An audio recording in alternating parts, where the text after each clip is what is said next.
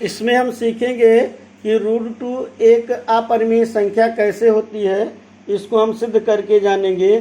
तो √2 एक अपरिमेय संख्या हमको सिद्ध करना है, तो इसके विपरीत जो है हम मान लेते हैं कि ये अपरिमेय न हो करके माना √2 एक परिमेय संख्या है।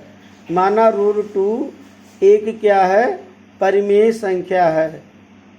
माना √2 एक परिमेय संख्या है। तो अभी पिछले वीडियो में हम लोगों ने देखा कि जो परिमेय संख्या होती है वो p/q के रूप में लिखी जा सकती है। इसलिए हम √2 को हम p/q के रूप में लिख सकते हैं, जहाँ p और q में कोई भी उभयनिष्ठ गुणन नहीं मौजूद है, यानी कि q does not equal to 0 तथा p एवं q में कोई उभयनिष्ठ गुणनखंड नहीं है। उभयनिष्ठ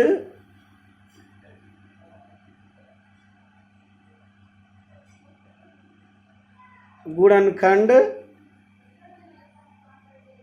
नहीं है। तो अब क्या करेंगे, ये पक्षांतर कर दें तो ये हो जाएगा √2 इंटू क्यू बराबर p। अब ऐसा मतलब जो समीकरण हमको प्राप्त हो गया, तब क्या करेंगे, दोनों ओर वर्ग करने पर, दोनों तरफ वर्ग करने पर, दोनों तरफ वर्ग करने पर तब ये प्राप्त हो जाएगा 2q² बराबर p²। तो स्पष्ट है कि p² बराबर जब 2q² है तो यानी कि 2 का गुणज है, अर्थात ये जो 2 का गुणज q² है, तो इसका मतलब p² को 2 विभाजित करेगा। अर्थात p² को जब 2 विभाजित करेगा तो इसका मतलब p को भी 2 विभाजित करेगा। इसलिए p का एक गुणनखंड 2 माना जाएगा। p का एक गुणनखंड क्या होगा, 2 होगा। तो अब p का कोई गुणनखंड अगर जिसका मान 2 हो, तो मान लीजिए कि p बराबर 2m।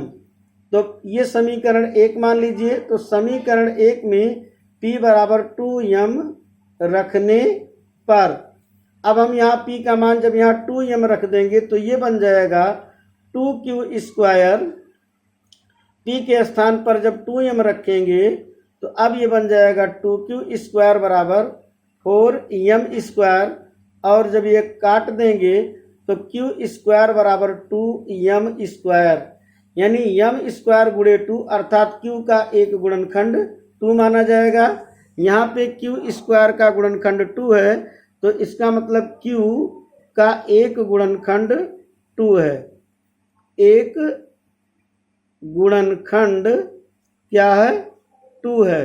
तो इस तरह हम देखते हैं p का गुणनखंड 2 माना गया, q का एक गुणनखंड 2 माना गया, जबकि हमने प्रश्न में शुरू में हल करते समय माना था √2 एक परिमेय संख्या है और p और q में कोई भी उभयनिष्ठ गुणनखंड नहीं है, जो कि हमारी परिकल्पना के विपरीत है, क्योंकि q में गुणनखंड 2 मौजूद है और p में एक गुणनखंड 2 है।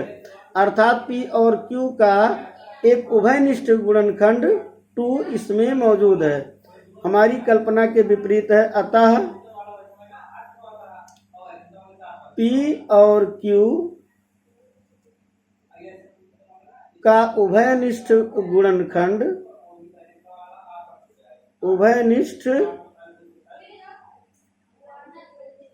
गुणनखंड क्या है, 2 है, जो हमारी कल्पना के विपरीत है, जो हमारी कल्पना के विपरीत है। तो इसका मतलब हमने जो माना है कि √2 एक परिमेय संख्या हमने माना है, तो हमारी परिकल्पना के विपरीत होने के नाते इसलिए यह बात सिद्ध हो जाती है कि √2 एक अपरिमेय संख्या है।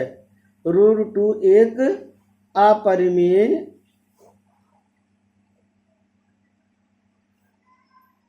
संख्या है। क्योंकि हम मान के चले थे √2 अगर एक परिमेय संख्या है तो p बटा q के रूप में हम इसको लिख सकते हैं और q does not equal to 0। तो ऐसा करने पर जब हमने वर्ग किया तो देखा कि p का एक गुणनखंड 2 बन गया है और पुनः p बराबर 2m जब रखते हैं तो यहाँ पे भी हमको पता चलता है q का गुणनखंड 2 इसमें मौजूद है। इसका मतलब p और q दोनों का एक उभयनिष्ठ गुणनखंड 2 है। तो हमारी परिकल्पना इसमें गलत हो जाती है, इसलिए हमने जो माना था कि √2 एक परिमेय संख्या है, यह जो है कथन गलत है, इसलिए √2 एक अपरिमेय संख्या है।